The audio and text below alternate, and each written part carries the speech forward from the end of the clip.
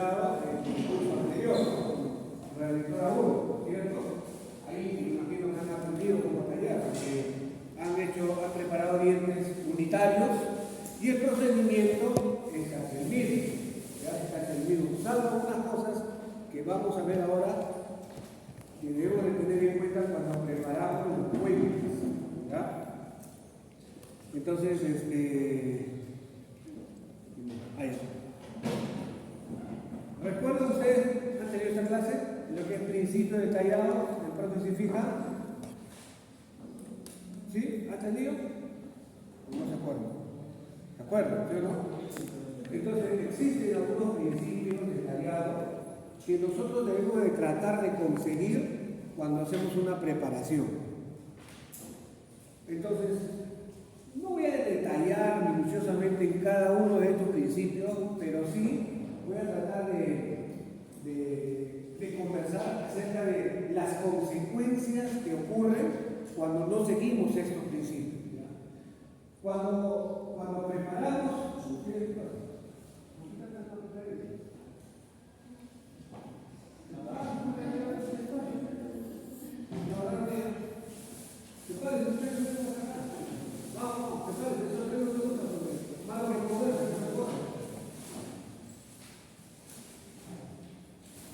entonces, cuando preparamos para prótesis fija, para puentes convencionales, lo que buscamos es conseguir retención mecánica, que es diferente cuando preparamos para prótesis adhesiva, no tan de moda actualmente. Entonces, estos principios son principalmente para prótesis con retención mecánica. Nosotros vamos a hacer las dos cosas, retención mecánica y retención adhesiva, ¿ya? Entonces vamos a desarrollar cada uno de estos puntos. A ver, cuando habla de preservación de estructura dental, aquí lo que se refiere es que cada vez que pensemos en preparar un diente, tenemos que hacerlo pensando siempre en desgastar lo menos posible. Para eso existen diversas alternativas, ¿no?, para restaurar un diente. No siempre vamos a recurrir, en primer lugar, a una corona entera total, como es la corona venezolana, el psicólogo. En la medida que se pueda, hay que tratar de preservar la estructura dental utilizando una restauración que permita eso. Cuando nosotros preparamos una restauración para corona entera, para que se llama corona de cobertura total, así se llama, prácticamente nos llevamos todo el esmalte. Miren la cantidad de tejido que tenemos que desgastar. Miren, en oclusal, ¿cuánto debemos de gastar? 1.5, a veces 2. En anteriores es 2, recuerden. En posteriores es 1.5. Y puede variar si es cúspide funcional o si es cúspide guía. Ahí ya te está llevando todo el esmalte. En vestibular, ¿cuánto? Igual, 1.5. Ya, si quieres ser muy conservador, el palatino puede ser 1.2. Pero de todas maneras, ¿no?, hacemos una reducción de la superficie del diente bastante agresiva. Y en la mayoría de los casos, cuando hacemos restauraciones de cobertura total, nos llevamos prácticamente todo el esmalte. Es que la idea es conseguir eso, miren. La idea es conseguir esto. Miren, qué bonito se ve esto, ¿no? Miren qué bonito. Cuando hacemos un puente, miren, cuando ustedes preparan una corona individual, ¿qué les enseñaron? Que cuando tú lo miras desde acá, tiene que verse las 4 superficies, ¿cierto? ¿No? Tú miras tu modelo así y tú tienes que ver las 4 superficies, vestibular, lingual, facial y distal. Si una de las superficies no logras verlo, significa que ahí hay una superficie que te está generando una retención y que la corona de repente no va a entrar. Conseguir eso no era tan sencillo. Ustedes lo han hecho en sus maquetas y algunos lo han hecho en pacientes. Ahora eso súmenle que no es uno, sino 2 pilares. Ya no son 4 superficies, ahora son 8 superficies. Que visto desde un solo eje, desde oclusal, se tienen que observar las 8 superficies. En este de acá, ¿se observa eso?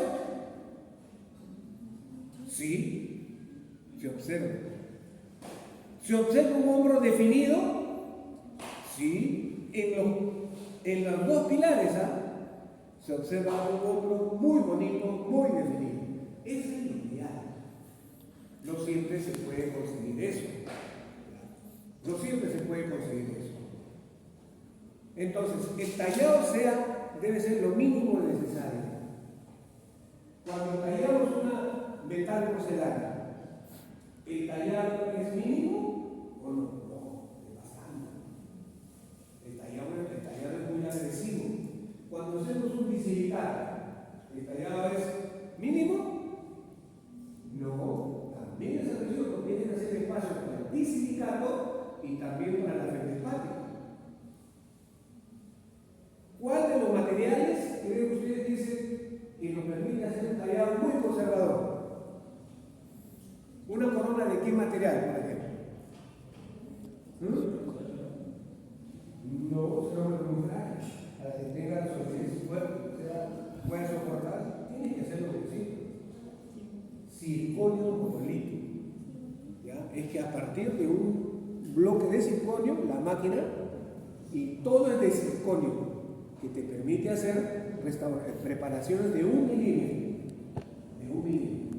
Entonces, cuando ustedes tengan una situación en la cual el diente no les permite desgastar tanto, por ejemplo, una segunda molar superior, una segunda molar inferior, que a veces son chatitas, entonces el espacio entre los oclusales es mínimo. Entonces tienes que buscar una alternativa. Ya no todo es metal porcelana. Entonces puede ser una molar de circonio monolítico. Eso es porque ahora hay circonio monolítico, ¿no? Antes no había. Entonces, ¿qué teníamos que colocar ahí? Para poder desgastar 1 milímetro nomás. Las famosas coronas enteras metálicas. Era una corona de metal. Claro, usted puede decir, pucha, entonces se ve horrible, ¿no? Pero ¿quién puede definir horrible? ¿Podemos colocar una entera metálica en un central? ¿No? Sí, claro que sí. Ustedes que son reggaetoneros, no ven que ustedes se usan su corona de oro, ¿no? También, entonces, ustedes van a la provincia y se ponen, cuando la chica cumple 15 años, el regalo, para sus 15 años, su papá dice, su corona de oro, regalo. No creo que no sé, ahora creo que eso ha cambiado, pero antes era así. Veíamos muchísima gente con coronas enteras de oro, sin que el diente lo necesite, pero era pues su forma de verse bien, ¿no? Entonces, ese tipo de restauraciones permitían desgastar lo menor posible. Pero ahora con esto de la estética, eso ya no es así. Entonces, conseguir esto no siempre es necesario. Miren, va a haber situaciones en las cuales nosotros tenemos que buscar el menor desgaste. Por ejemplo, la premolar inferior, sobre todo la primera premolar inferior, tiene una característica que para nosotros los rehabilitadores es muy importante. Miren, ustedes saben más o menos bien qué cosa es el ecuador. El ecuador es la parte más externa del cuerpo. La tierra, el ecuador. Nosotros en el próximo semestre ustedes van a ver más acerca del ecuador, porque prácticamente hoy se ve bastante el ecuador. Entonces el ecuador de la premolar inferior, de la primera, está muy hacia el cruzado. Con su lengua, toquen su premolar. Toquen su lengua lingual de la primera premolar inferior. parte más voluminosa, está bien localizada, bien localizada. Y mientras se va hacia gingival, genera una concavidad, ¿no?, bien pronunciada. Esa característica anatómica nos crea un problema al momento de tallar. Porque mírenme, aquí en vestibular no hay problema, ¿no? Miren, esa es la fresa, tallamos, queriendo conseguir esto, ¿no? Mírenme, queriendo conseguir esto. Tallamos, el igual, mírenme, tallo el tercio oclusal, y para tallar el tercio cervical, si yo quisiera conseguir un hombro, como se observa aquí, me tengo que volar demasiada estructura dentaria por esa característica. Miren. Entonces, esa característica anatómica hace que algunas veces el hombro no necesariamente tiene que estar a nivel cervical. El hombro puede girar arriba del cervical, a 1, a 2 y quizás hasta 3. No hay ningún problema si la retención está garantizada. Obviamente se le explica al paciente, porque el paciente va a decir, pero doctor, no me cubre todo el tiempo. Entonces, esas son situaciones que nos ocurren en la clínica y te ponen a pensar. Viene el profesor y dice, oye, pero ¿por qué hasta allá tan arriba? Tienes que sellar hasta abajo. Eso implica tener que desgastar demasiado diente. ¿Por qué? Por esa característica de la premolar. Entonces, cuando nosotros preparamos lejos de la encía, siempre va a ser mejor para el periodonto. Acuérdense de eso siempre, ¿verdad? Mientras más lejos te quedes del periodonto, va a ser mejor para él la salud de la encía. ¿Qué es lo que hace que nos tengamos que acercar al margen gingival? ¿Qué condiciones? ¿Cuáles son? ¿Recuerdan? Les habíamos dicho en R1. Siempre hay esa duda, doctor, ¿hasta dónde cae? ¿Supragingival, gingival o infragingival? Yux. Se recomienda Yux. Yux es a nivel gingival.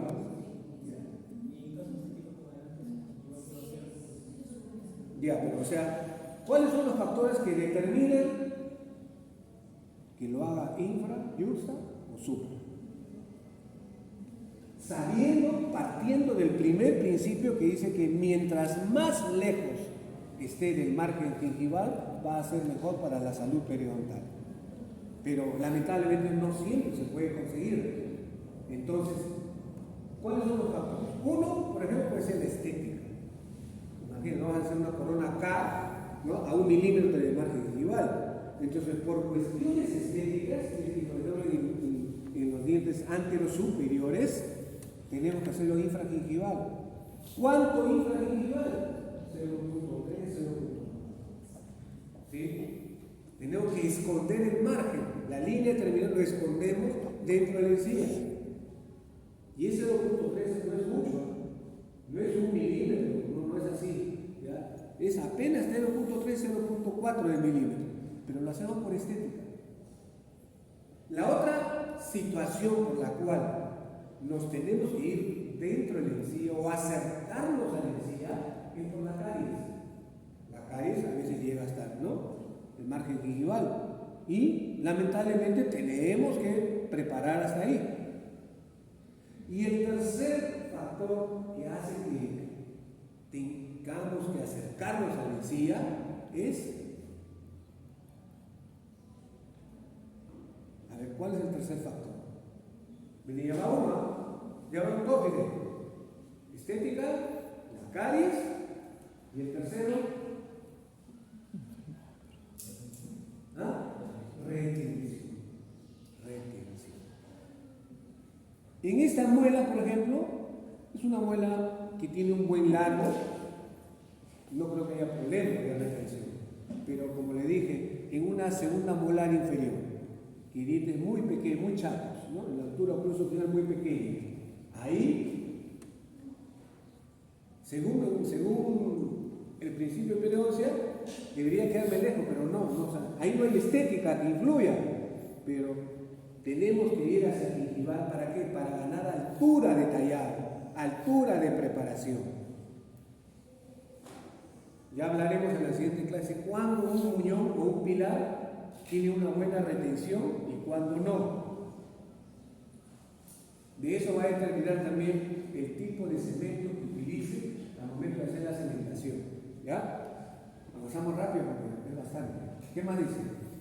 Otra característica, por ejemplo, anatómica, que nos trae problemas, es por ejemplo, una situación como esta. Miren este incisivo inferior, miren. Ustedes creen, miren, imagínense si yo tallo lo que nos han enseñado, ¿no? Con un hombro de por lo menos ya 0.5 milímetros, ¿no? de diámetro del hombro. ¿Cuánto tendría que tallar? Miren, al final el muñón me queda así. Y es muy probable, ¿no? Si ya estemos en cámara, ¿no? Entonces, ahí es donde tomo, ¿qué hago?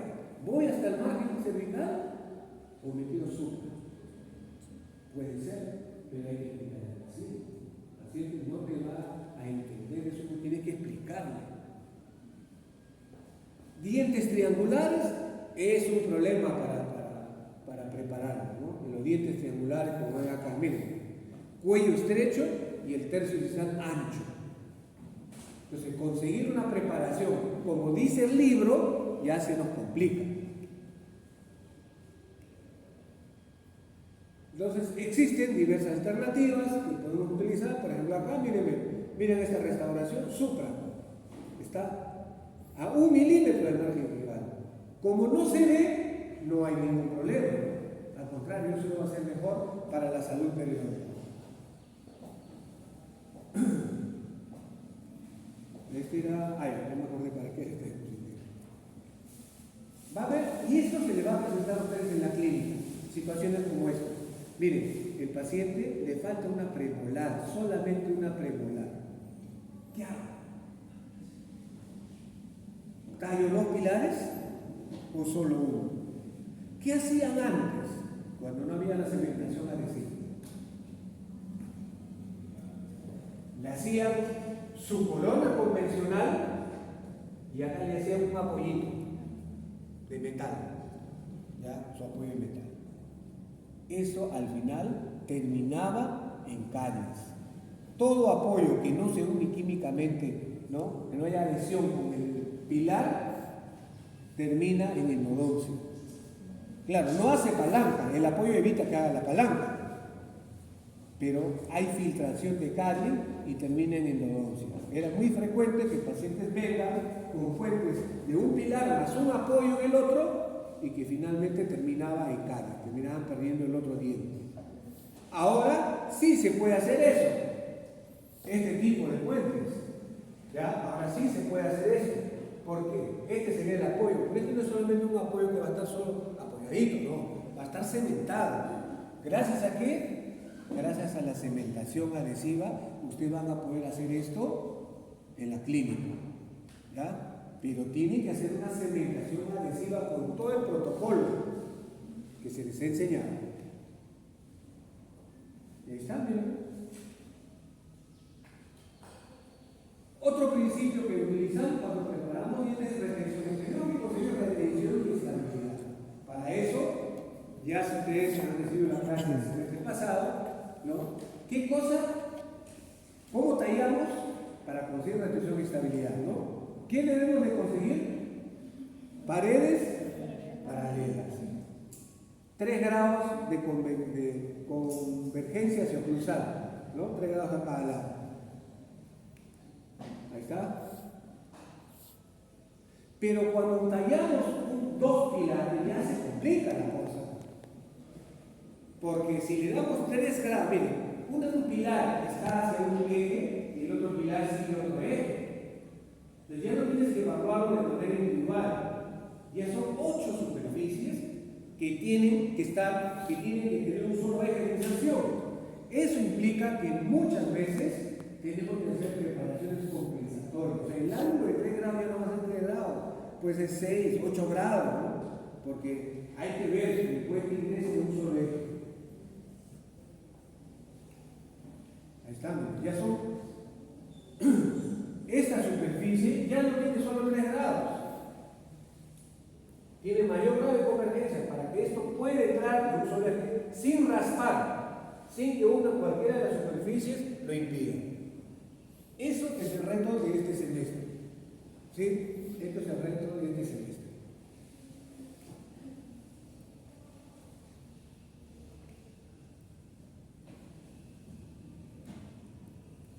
Ya eso ya explicamos, ¿no? Esos 3 grados pueden variar dependiendo de cada caso clínico. Y miren, conseguir eso a veces es complicado. Por eso que después de la clínica, ustedes se pueden preparar sus pilares para el puente. Probablemente la sugerencia es que le tomen una impresión marginal. Hacen su vacío de piedra y ahí hacen una evaluación, hacen una crítica de cómo está su preparación. Ahí lo pueden ver mejor. En boca es complicado. Es complicado poder ver zonas repetidas. Entonces, toman una impresión marginal, hacen el vaciado de piedra y ahí evalúan. Y en la siguiente cita retocan detallado, ¿no? Y toman impresión. ¿Ya? No es pérdida de tiempo. Muchas veces a ustedes les va a tocar situaciones como esta, en la cual el pilar está medio angulado.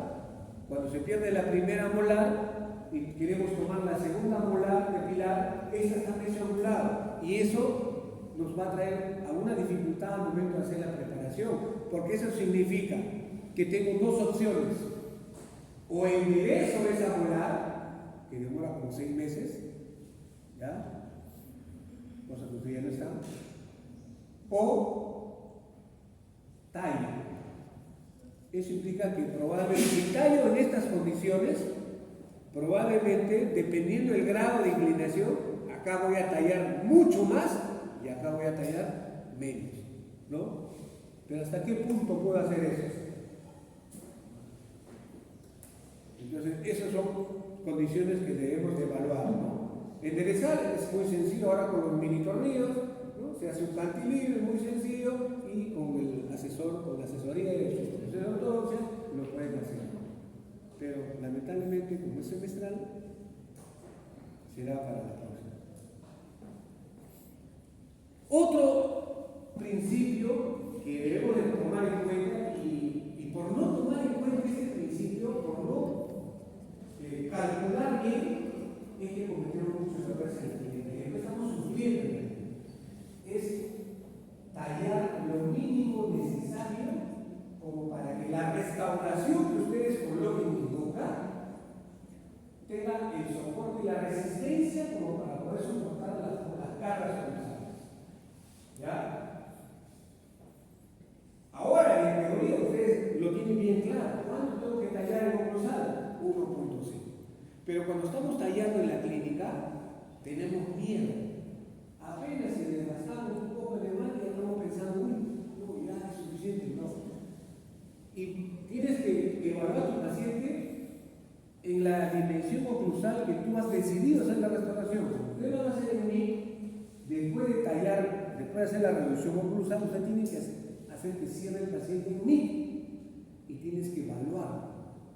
Evaluar eso en boca es difícil. ¿Cómo evalúas? ¿Cómo puedes ver la cúspide palatina y la cúspide lingual? No lo puedes evaluar. Entonces, ¿qué recurso utilizamos para eso? Para evaluar el espacio que hemos tallado, para controlar ese espacio. Las llaves igual. Usted no puede tallar sin llaves. Entonces, cada vez que van a tallar, tienen que tomar sus llaves previamente, ¿no? Doctor, ¿y qué pasa con los dientes que están destruidos? Que no tienen una anatomía, ahí no se pueden tomar llaves. ¿Qué hacemos ahí previamente? Encerar. Y las llaves se toman al encerar. ¿Ya? Si no, pasa esto. Que tallamos insuficiente y cuando tú tallas insuficiente, tienes dos opciones. El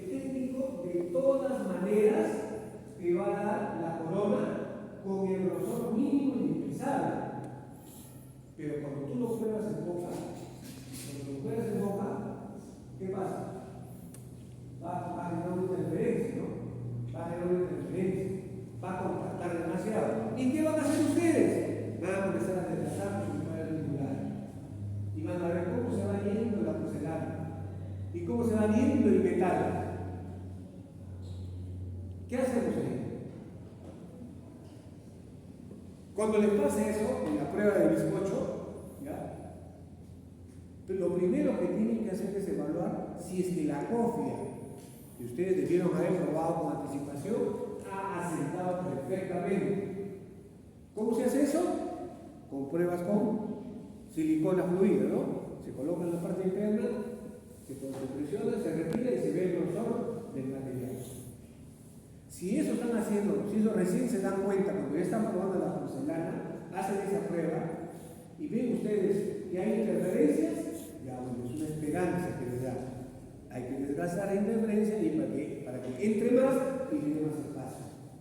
Pero si ustedes hacen esa prueba y ven que la capa de silicona es casi transparente, es delgadita, es muy fina, flaca, bueno, sienta acá, estás escribiendo la ley. Si ustedes ven que esa capa de silicona es muy finita, significa que el metal está sentando bien. Entonces ahí, ¿cuál es la falla? O la porcelana está muy alta o no has desgastado lo suficiente. ¿Qué tendrías que hacer ahí? Repetir desdetallado. Y una nueva impresión, del laboratorio, guerrear con el laboratorio, no, usted me ha dado así, ¿no? En el articulado de caja. ¿Qué va a hacer? El caballero tiene que volver a pagar, porque el error ha sido tuyo. Entonces, mucho cuidado, ¿ya? Hay que, miren, acá está, miren, el espacio es mínimo. Miren acá, desgastó y seguía contactando. Al final, coge su calibrador y ves que el grosor del metal es 0.5. Ya no puedes desgastar más. Entonces, viene el profesor y te va a ver, guarda y ve que el espacio es insuficiente. ¿Ya? Entonces, cuando preparemos, tenemos que preparar para poder darle el espacio suficiente de tal manera que la restauración tenga una solidez estructural que permita soportar la carga superficial, ¿no? Aquí está, esas dimensiones, ustedes ya las conocen, ¿no? En la clase anterior deben haber dado, ¿no? Ahí está.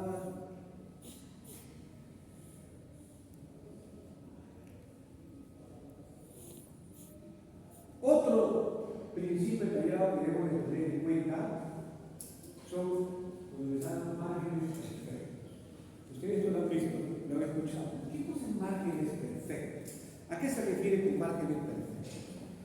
Márgenes perfectos se refiere a que cuando tallemos, la parte final del material, la parte cervical, tiene que tener un tipo de preparación que te permita que tu restauración selle perfectamente.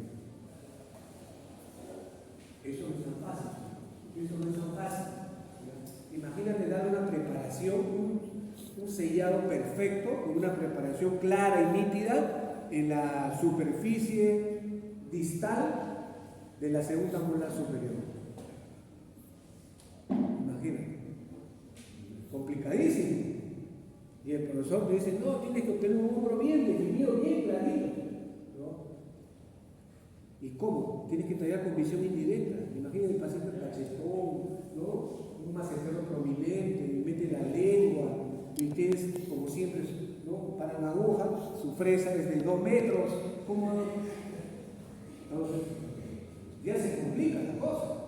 Les estoy contando lo que pasa, lo que a usted le va a pasar. Eso le va a pasar. A ver, trae tu fresa, para tallar la superficie distal de la molar, una fresa gigantesca. Tienen que tener un arsenal de fresas, ¿ya? Troncocónicas de diferentes alturas, para que puedan adaptarse a diferentes tipos de pacientes, ¿no? Entonces, ¿qué dicen? Allá. Un sellado deficiente provoca microfiltración, caries secundaria y fracaso. Se considera aceptables desajustes de 50 a 120 micras. O sea, la corona, para considerarla aceptable, puede tener de 50 a 120 micras. Pregunto yo, mide una bacteria? ¿50 micras? ¿Más o menos? Menos. Entonces en ese espacio puedes tener una colonia, ¿no? Una tribu de bacterias que van a tener una vía de entrada muy fácil. Y si a eso nos cementas con un ionómero de vidrio, que ya les he dicho que es soluble, ¿no? Entonces está garantizada la microfiltración. Ahí está. El promedio de boca es de 0.2 a 10 micras. Entonces, si aceptable es 50 a 120, imagínate cuántas bacterias pueden entrar. Entonces, es indispensable conseguir un buen sellado. ¿Ya? Conseguir un buen sellado. ¿Y de qué depende el buen sellado? Uno, depende de un buen laboratorio que maneje bien la parte del sellado, ¿no? Dos, depende de qué tan nítido sea tu impresión. ¿Qué tan nítido sea el modelo que tú le envíes al técnico?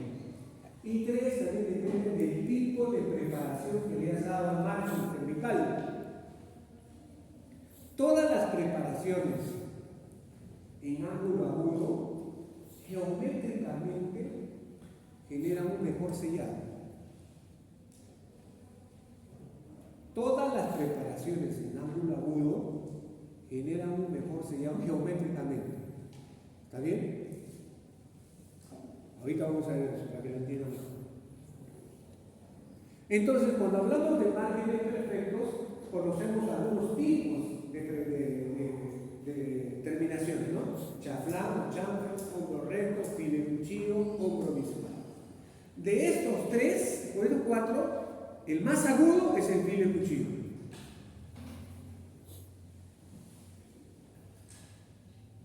Y el que genera más desadaptación es el hombro recto, este que está acá. Hombro recto, ese que genera más desadaptación. Pero esta terminación de hombro recto es muy bonito para la estética, porque te da bastante espacio para hacer una restauración estética a nivel cervical. Acá tienen, por ejemplo, el línea de terminación chamfer, ¿no? ¿Cómo consigo un chamfer? Con una fresa troncocónica de punta redonda. ¿Ya? Pero a veces me traen unas troncocónicas, pero así de ancho. La idea es que la fresa ingrese 0.3 dentro de la encía. Y si es una fresa súper ancha, la punta es súper ancha, te vas a llevar la encía.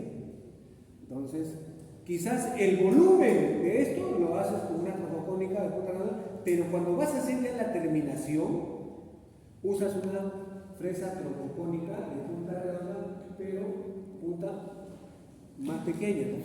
Y se supone que solo la mitad del diámetro de la fresa debe de ingresar en el margen gingival, ¿no? Ahora salió este tipo de fresas. Miren, qué bonita esta fresa. En la cual tiene acá, mira, tiene un tope. Tú lo colocas acá y eso impide que desgastes demasiado. Qué interesante esa fresa. Voy a buscar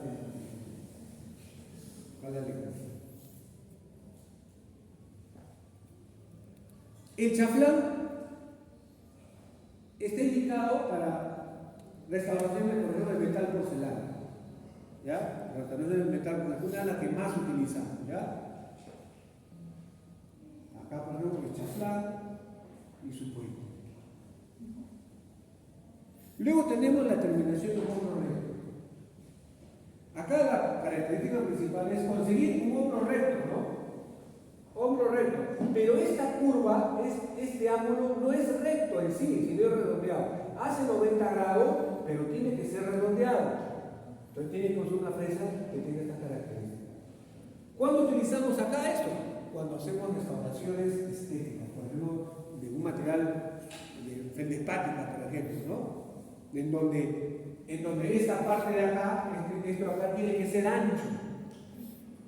Entonces, esta preparación te permite, ¿no?, conseguir restauraciones muy estéticas. debajo de la encía. Entonces ahí tiene que ser a nivel gingival, como es un yuxta.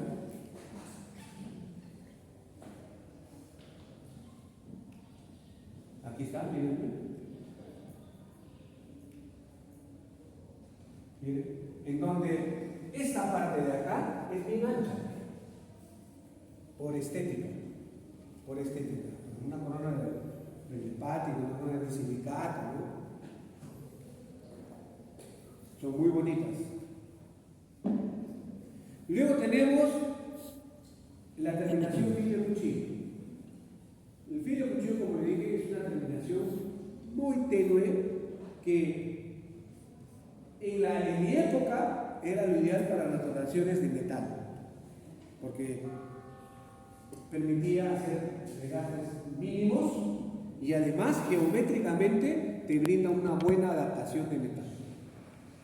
Antes se usaba mucho el oro y el oro tenía una característica muy importante, que el oro es muy maleable. Entonces cuando colocaban el oro, un bruñidor bruñían el margen gingival y el oro se unía, sellaba muy bien. Eso no se puede conseguir con las aleaciones de ahora, ¿no? Ahora el que tiene oro, olvídate, no sale. Este tipo de filo cuchillo puede ser utilizado cuando hacen enteras metálicas, ¿ya? Pero ¿cuál es la desventaja de esta terminación? Que su línea de terminación no se ve muy bien y el técnico no lo puede apreciar. Entonces, este tipo de terminación no lo podría hacer, ¿ya? Si voy a hacer una terminación íntima, en una azúcar. Ahí sí podría hacer. Si puede ser en metálica, ahí podría ser la terminación.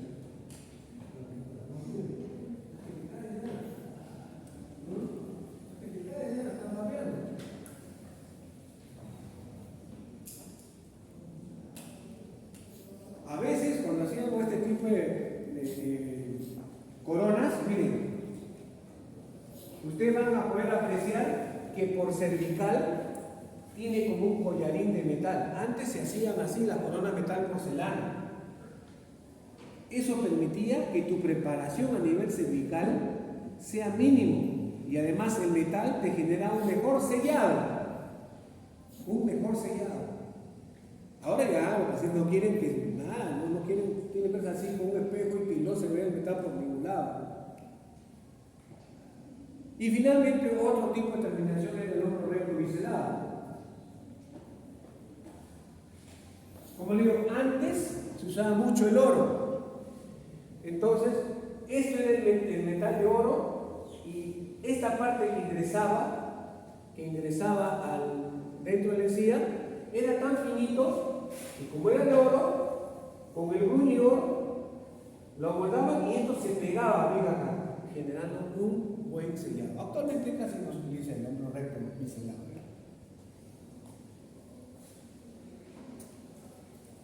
Entonces, esos principios son los que debemos de seguir siempre que preparemos, ¿no? Voy a pasar esto muy rápido porque usted ya lo ha visto. Chicos, cuando usted va a una clínica, ya no me cansaré de decir, se pierde tiempo valioso cuando ustedes llegan y no saben qué les toca hacer hoy día. Ustedes no pueden ir a la clínica con su paciente y en ese momento decidir qué hacer. Usted ya tiene que haberlo programado, tiene que saber qué materiales, cuál es el protocolo a seguir. No van a ir a tallar una molar y no saber cuáles son los pasos, por dónde empiezo. Si bien es cierto, no tienen la experiencia, pero al menos todo el paso, todo el protocolo, la secuencia, usted la tiene que conocer ya. Y si no se acuerdan, pues la repasa. Y ni qué decir los materiales. A ver, trae una fresa tallada. No sé, soy presa. Y están así correteando y ahí se pasa una hora. Otra cosa que tiene que ver es su turbina. Su turbina tiene que estar en perfectas condiciones, chicos. Tienen que probarla, tienen que botar bastante agua. Ustedes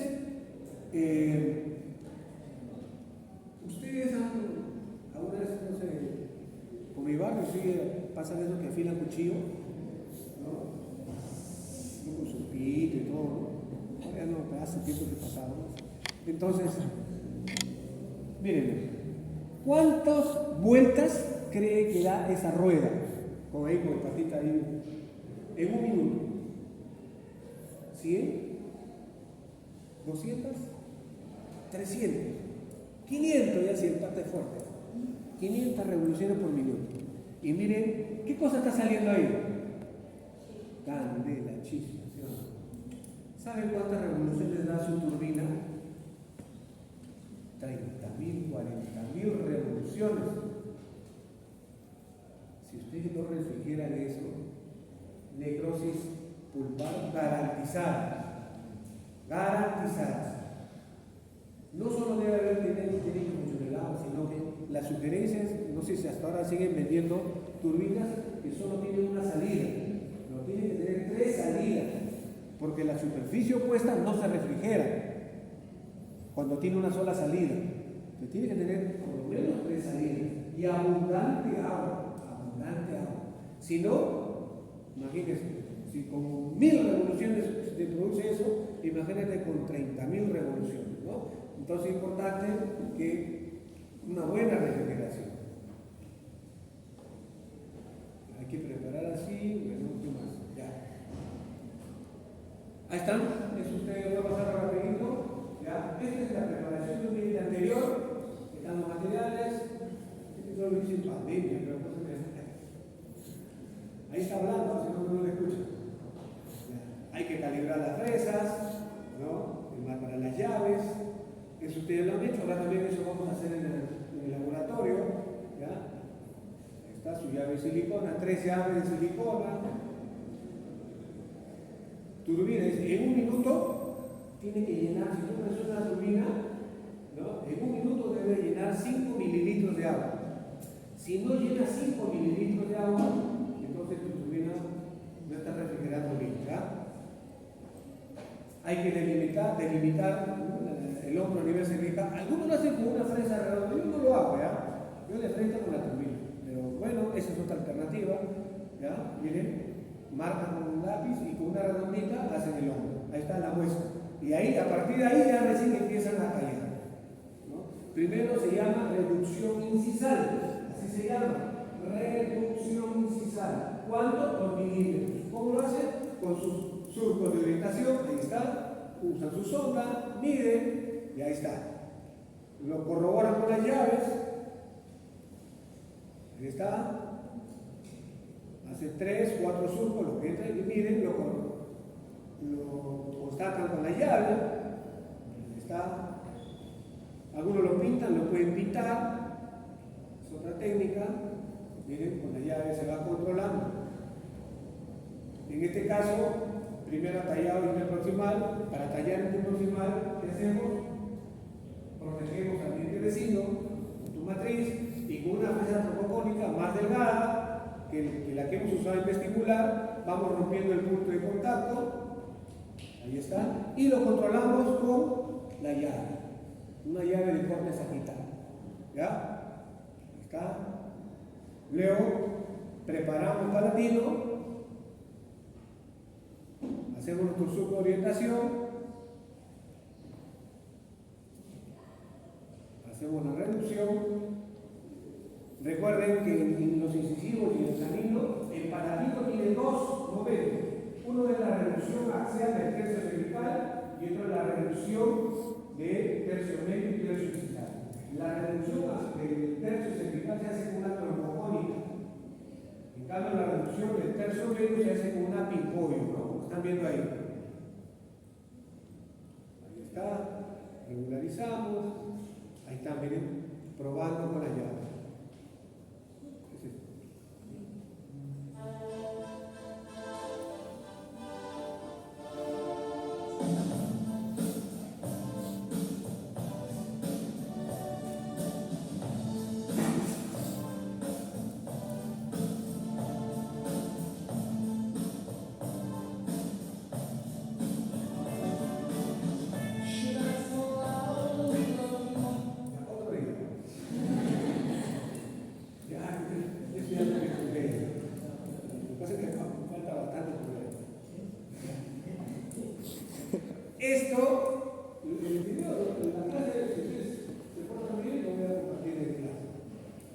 La preparación dentaria de la pieza frontal tiene esos pasos, chicos. Cuando usted vaya a la clínica, usted tiene que saber eso. No pueden empezar por donde se le da la gana. Estos son los pasos a seguir. Reducción oclusal, biselar la curva emocional, reducción vestibular, reducción palatino-lingual, reducción consonal y suculino, ¿no? A ver, rápidamente vamos a ver. Esto también hay video.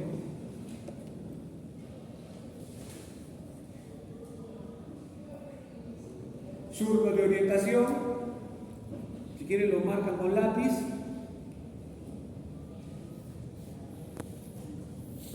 En este caso ha hecho surco de orientación en la cara oclusal y luego está haciendo surco de orientación para hacer el biselado de la cúpula funcional. En el superior, ¿cuál es la cúpula funcional?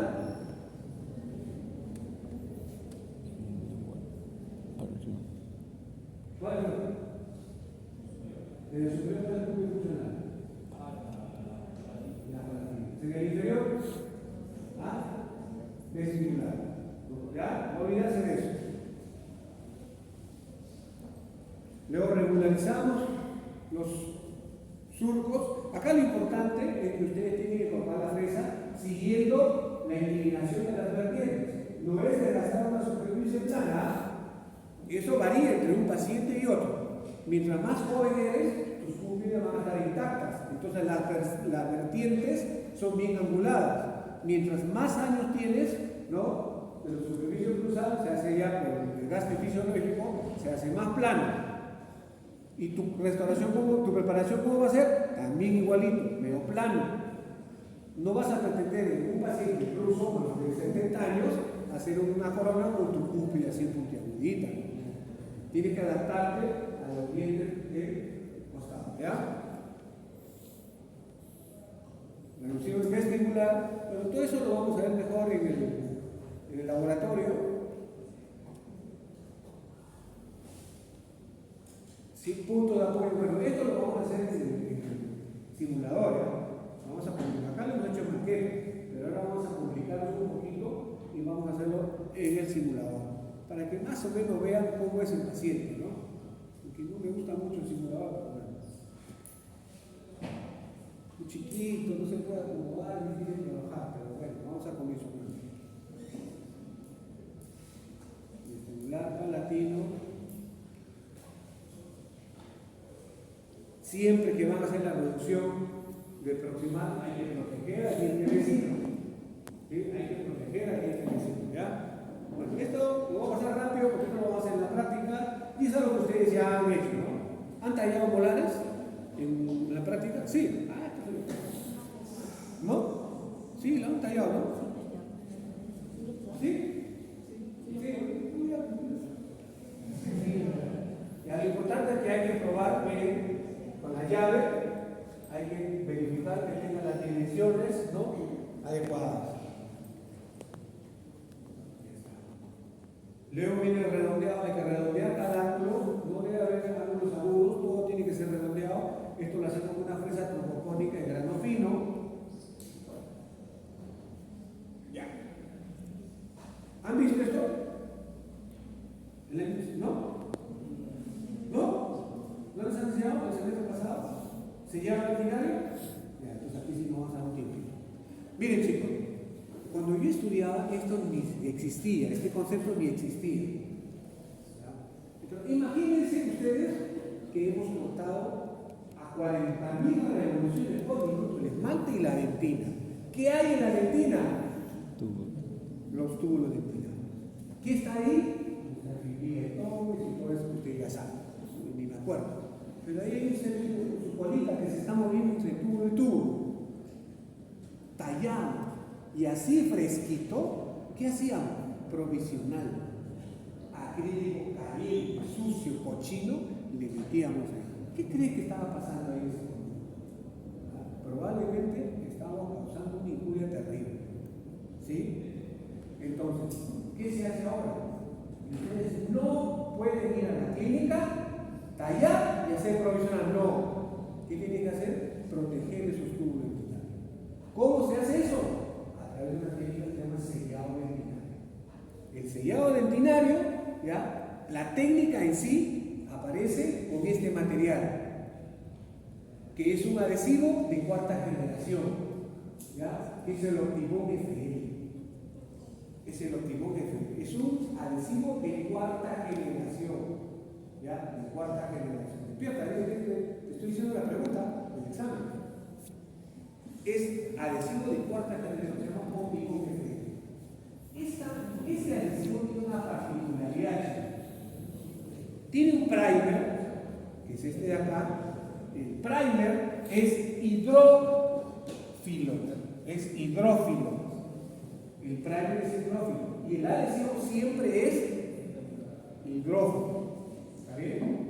Entonces, el primer penetra en los túbulos, sella los túbulos, y luego esos túbulos son protegidos por un adhesivo, ¿ya? Que es el de acá. La particularidad de este adhesivo es el top, es el gol estándar de la adhesión, ¿ya? El que puede comprarse, que lo haga, está como 400 peluchones. ¿Ah? Sí, sí. ¿Ya? ¿Ah?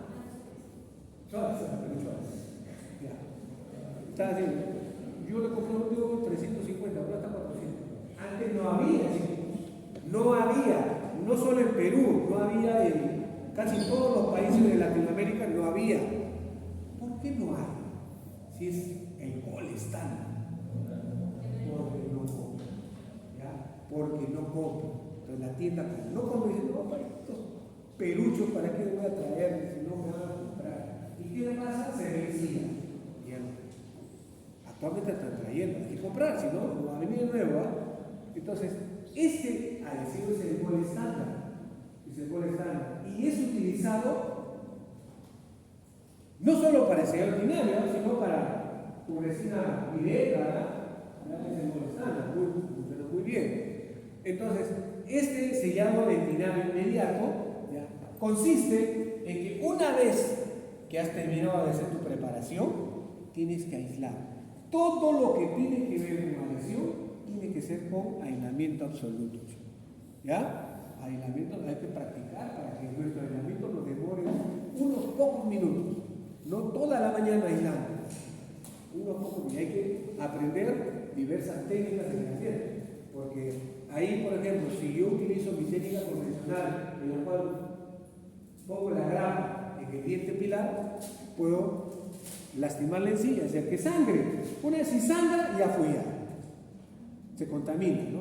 A esperar, a controlar el sangrado y se demora, a veces no la consigue. Entonces, tu aislamiento puede ser a distancia, así se llama, ¿no? Lo aíslas de más atrás. Eso usted también ya lo debe manejar, ¿ya? Si no, practicaremos pues, en la clínica, ¿no? Ahora que enseñamos. Pero estos son los pasos a seguir, miren. Sellado de binario.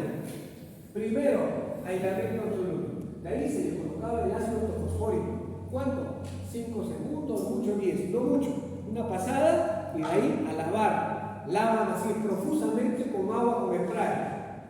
Ya, eso ya debe ser ya protocolo a seguir, ¿ya? Cuando usted lava, se lava con agua, con aire, en spray, para que elimine cualquier partícula de ácido, si no se queda pegado. Entonces se lava profusamente con agua y de ahí, cuando usted lo secamos y con un microbrush se pasaba el spray. 20 segundos, bien frotado por cada superficie. Pero solo de la terminación cervical a 1 milímetro para cruzar. O sea, no debe de llegar al hombro, por decirlo así. ¿Está bien? No llega al hombro el sellado. El hombro no se hace sellado dentinal. Es lo único que queda libre. Después toda la pared axial, vestibular, oclusal, distal, se sella. ¿Estamos de acuerdo? ¿Ya? Colocamos aire, evaporamos el solvente y le colocamos una capa de este adhesivo. ¿Por qué este adhesivo es tan bueno? Porque este adhesivo tiene carga resinosa. Si tú comparas el adhesivo que ustedes utilizan, es medio amarillento, pero es fluido, medio transparente. Este de acá es medio lechoso, blanquecino, medio espesito. Tiene carga resinosa. Tú con un microbrush colocabas en el diente, no sabía que lo habían hecho, si no los hubiera traído los videos, pero bueno, pero espero que tengan buena imaginación. Con un microbrus colocan todo el buñón.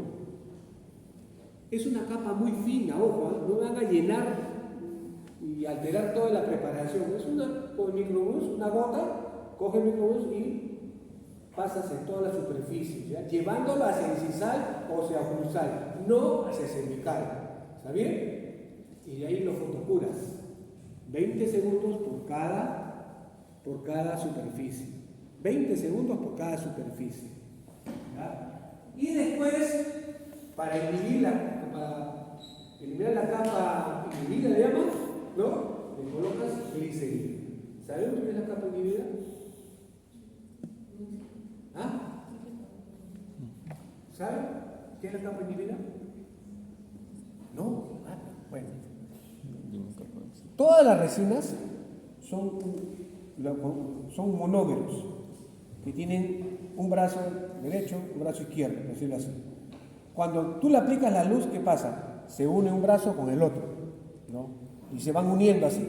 Pero siempre la capa más externa, más superficial, queda su brazo libre, ¿no? Si no sellamos este bracito, se forma una capa inhibida. Esa es la capa inhibida. Entonces, la glicerina, ¿qué hace? Se une con esa capa y sella.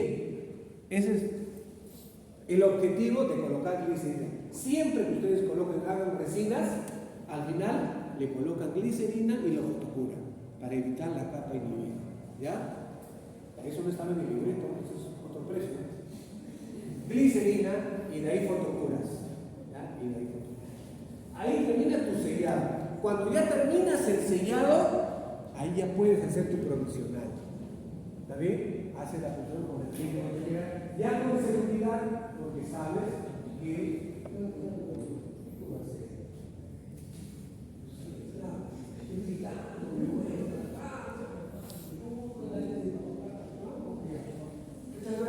me hace sentir mal. Entonces, aquí ya pueden hacer su provisional o pueden tomar impresión. ¿Ya?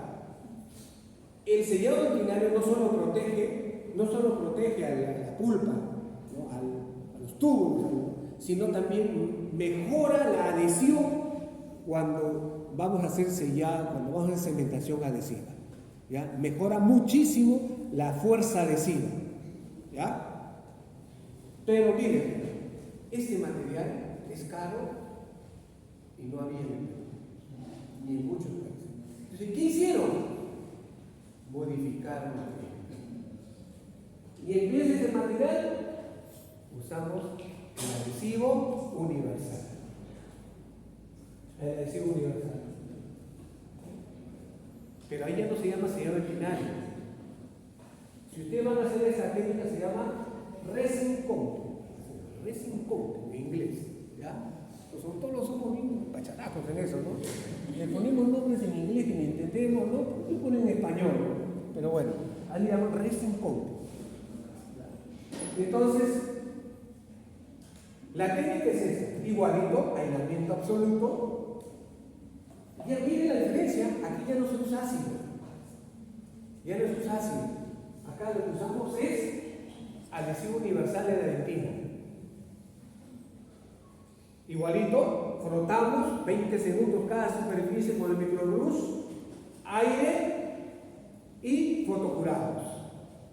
Pero ¿qué pasa? Ese adhesivo, si tú lo dejas ahí, es muy frágil. Si tú le haces la provisional ahí sobre eso, se va a salir. Entonces, para evitar eso, ¿qué le hacen? Le colocan una capa de resina fluida, porque ese de acá no tiene lo que tiene. Este sí tiene carga resinosa, esa no tiene. Entonces, por eso, muy fino, van colocando una capita de resina fluida. Ojo, evitando que la resina se vaya hacia el hombro. El exceso, llevarlo hacia incisal o hacia oclusal. ¿Está bien? ¿Ya? Un instrumento a veces le ponemos un aire también, soplan aire suavemente, despacito, ¿no? ¿Ya? Pero evitando. Y a pesar de eso, no siempre podemos conseguir que no se vaya al hombro, ¿no? Entonces, al final, ¿qué se hace? se elimina el exceso con una piedra de pulido, con una fresa de pulido, el exceso de lodo, ¿ya? Esto de acá te brinda un sellado más uniforme, más bonito. No, te crea grumos y hay que pulirlo, ¿ya? Y a veces cuando lo pules te llevas todo también, ¿no? Tiene sus ventajas y desventajas, ¿no? La ventaja de esto, que es más asequible, ¿no? Es más asequible, ¿no? Esto antes costaba súper caro.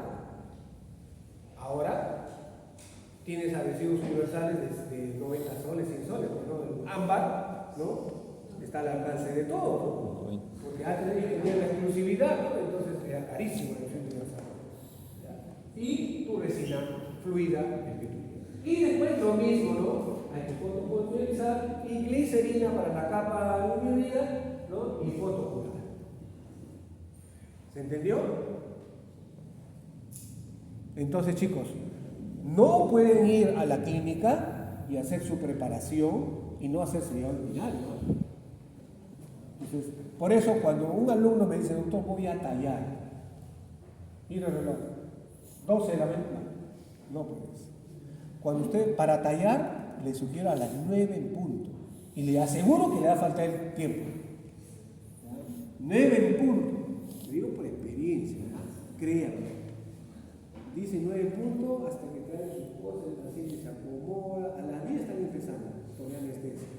Ahí hacen sus bloquitos, timoral también, el doctor ya está, no falta, y así se pasa y termina de tallar, ¿no? A las 12. Y a las 12, ya listo, ya, ahora se lleva el final. Aislamiento, media hora más para ayudar. Media hora más. Termina un cuarto para la 1, con suerte, si queda cliente su material. Y le dejan 15 minutos para que para su provisional. Me salen unas cosas horrorosas, provisionales que parecen tan, ¿no? Y se manda el paciente a decir, doctor, no puedo cerrar la boca, y los hombres que no puedo acostumbrar. Entonces, ahí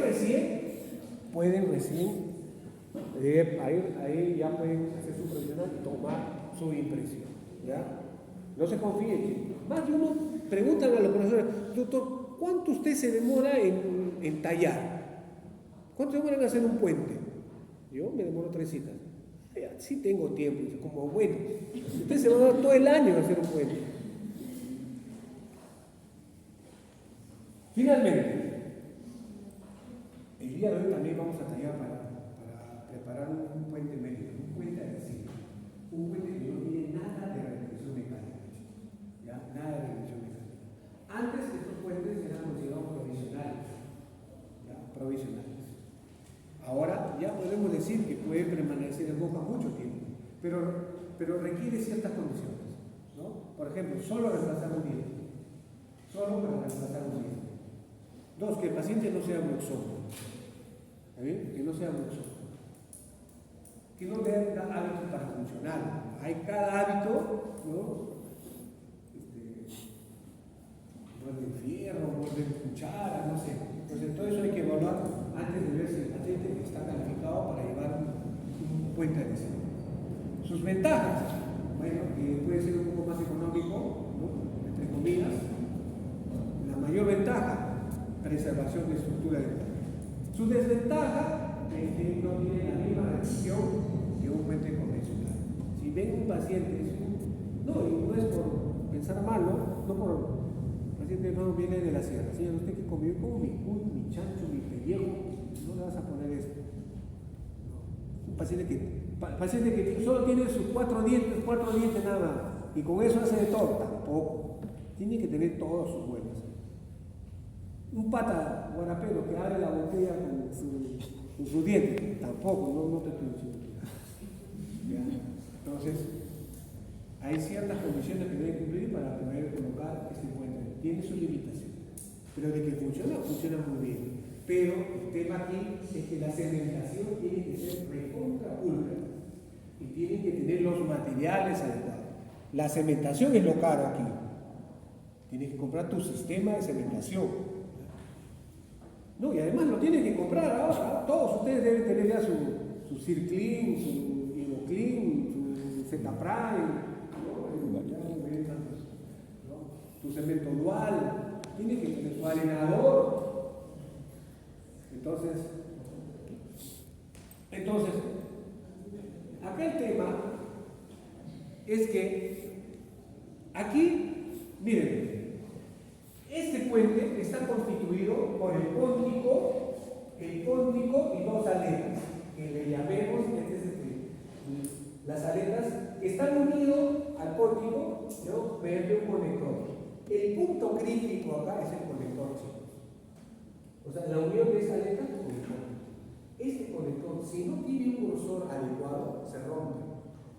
Por más circonio que sea. Entonces, ahí vamos a ver cuando preparemos, acá en esa parte, debemos de preparar para que este conector sea lo suficientemente grueso, ¿no? Como para que soporte las cargas oclusales. Entonces, este conector va a ir apoyado en los dientes pilares, tratando de no interferir con la oclusión. No debe de interferir con la oclusión, porque un paciente con mordida profunda ya se nos complica, ¿no? Se nos complica. Entonces, estas aletas, para colocar a estas, hay que preparar los pilares, y la preparación solo abarca esmalte. Si abarca dentina, ya su adhesión ya está en observación.